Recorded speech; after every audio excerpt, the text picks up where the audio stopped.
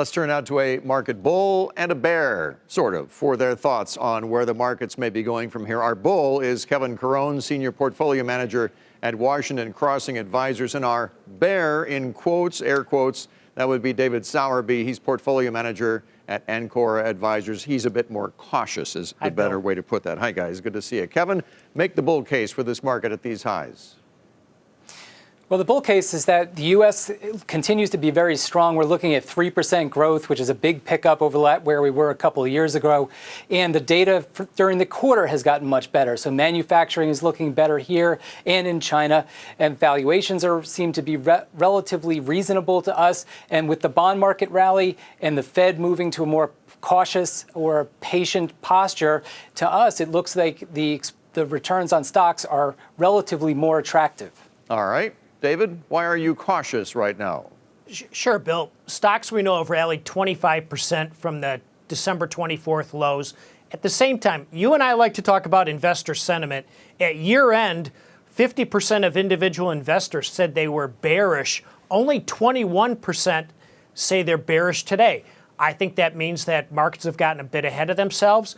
Earlier small cap stocks were very much pacing this rally. Since early March, they have not kept pace, both small cap and even the more cyclical micro caps to their large cap siblings.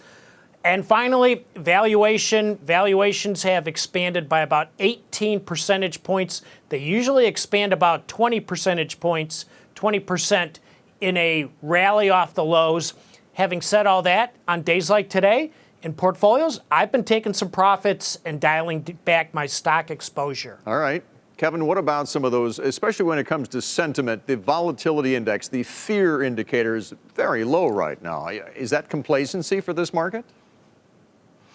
Well, not really. It's been bouncing around, and I think Ron Pisani just highlighted some ideas that sentiment is kind of in the middle ground as far as we can tell. There is a better mood out there today. Certainly, you see it in the IPO market, for example. You see it in the rally in stocks. You see it just broadly speaking. But remember, where we were 6 months ago was a very different, more pessimistic place. So when you average it all together, we think that the typical investor is still somewhat cautious and not overly ebullient. And that's a good thing for the market going forward. And David, the huge sell-off we saw in the fourth quarter of last year, largely the fear was that we were seeing a slowing global economy and that the Fed was raising interest rates. Neither of those seems to be happening right now. Why isn't that a green light for this market?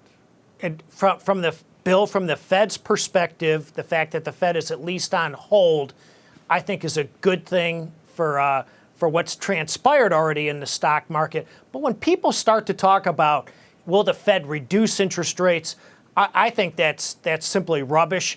Inflation is still going to be, I think, more of an issue than not. That causes the Fed to still have to embark on a tightening mode. If not this year, early next year. That begins to bring stocks into question again in a period of rising interest rates and Fed tightening. I think that's why you want to take a little bit of profits here, knowing that so much of the gains have already transpired. Very good. Thank you both. Kevin Caron with Washington Crossing Advisors, David Sowerby with Ancora Advisors. Good to see you both. Bill. Thanks. Thank you.